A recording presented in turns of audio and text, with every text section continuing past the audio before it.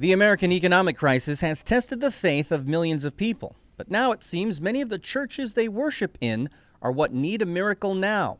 Hundreds have been foreclosed on in the last 4 years, and hundreds more, like the Clark Street AME in Boston, are in default. My name is Tito Jackson, and I'm a son of this community.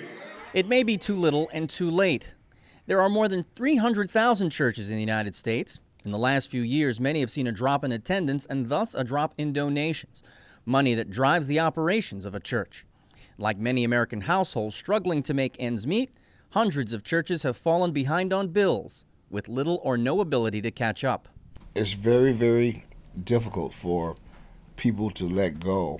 Reverend Reginald Williams heads a large church in New York. He's also part of a committee of pastors trying to save black churches from foreclosure. Once you look at the actual raw numbers, you're going to see that the churches that are in those conditions, and the numbers is growing, are going to be faced with either foreclosure or just fading out or being taken over by another denomination. California has seen the worst of it. Between 2006 and 2010, 29 churches were sold by banks. In Michigan and Florida, 23 sold in each state, followed by Georgia at 19, Texas 17, Ohio 15, North Carolina 6, and 5 churches sold in New York. Last year, 138 churches were sold by banks that acquired the properties through foreclosure. That includes Mount Moriah Baptist that stood in the Harlem community for decades before it got into financial difficulty. In the case of Mount Moriah, the bank was unwilling to refinance the church's loan. It's the same story for other churches across the country in similar situations.